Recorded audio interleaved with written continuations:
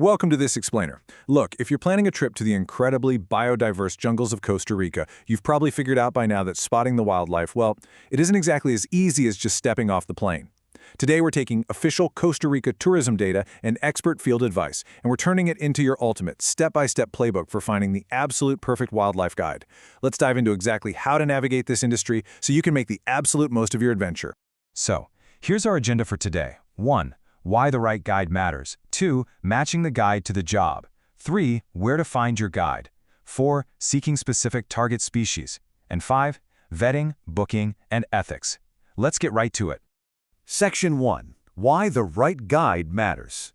The hidden jungle. Will you walk right past it?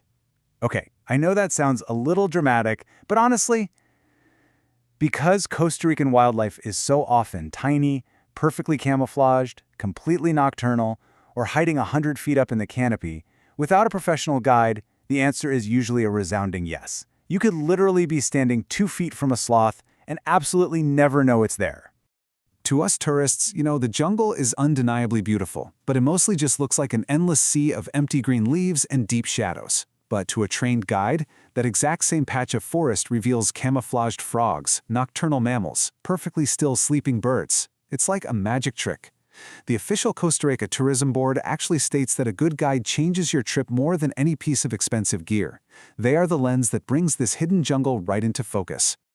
Moving on to Section 2. Match the guide to the job. Specialization is key. Here's a crucial truth to wrap your head around. A naturalist guide is not one universal copy-and-paste skill set. Just like in literally any other profession, you really need to align their specific expertise with your specific travel goals. The skill sets we're talking about here are distinctly different. A general naturalist is fantastic for a broad overview of the ecosystem. But say you want to see rare avian species. You absolutely need a birding guide who navigates primarily by sound. On the flip side, a herping or night guide operates at an absolute crawl with strict flashlight discipline to find elusive frogs and snakes. Then you have boat guides, highly specialized in water-based scanning. Think about it. A fast-paced birding guide is going to endlessly frustrate a photographer who just needs perfectly lit, slow-paced angles. You've got to find the exact right tool for the job. And in some places, you actually don't even have a choice. Entry to highly protected areas like Corcovado National Park, Isla del Caño, and Ostional strictly mandates an authorized guide. In these spots, a guide isn't just an optional add-on, they're an absolute requirement for entry, and you usually need to secure them via email well in advance of your trip. All right, Section 3. Where to find your guide. The search strategy. So what's your most underused hidden gem search strategy? Ask your hotel first. Seriously, lodges like Gaia or RNL Observatory often have highly trained in-house nature staff or dedicated tour desks. They already know the reliable local specialists who fit your exact needs. Bypassing your lodge basically means you're missing out on the absolute best local network available to you. Over 2,500. That massive number right there is the amount of certified guides currently listed in the official Costa Rica Tourism Board, or ICT, directory. This directory is your absolute best baseline tool. You can use it to easily verify a guide's specialty, their language proficiency, and their official credentials before you ever even send a message. Section 4. Seeking specific target species. Being brutally specific. When you're reaching out to a guide saying, "I want to see wildlife," it's a terrible request. It gives them absolutely nothing to work with. Instead, you need to be brutally specific. Tell them, "I want a realistic chance at finding red-eyed tree frogs in La Fortuna."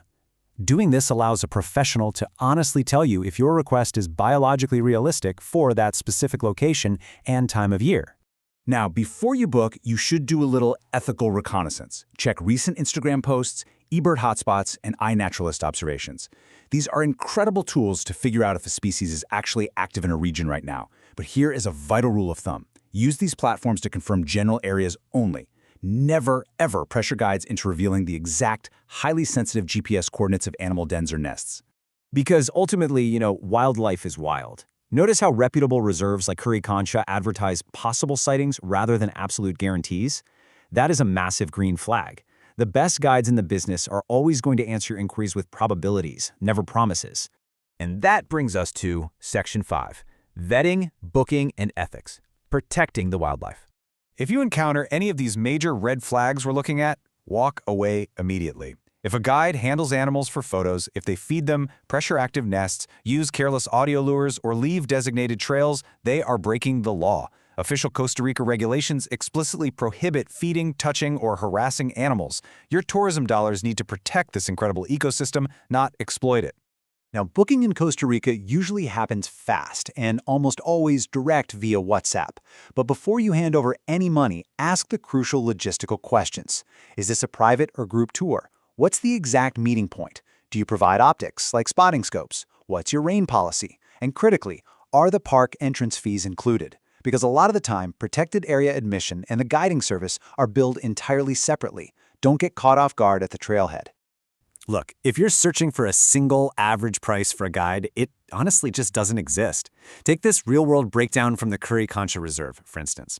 A standard 2-hour night tour for 9 people is $35, but a specialized birdwatching tour? That's $125. Why the massive jump?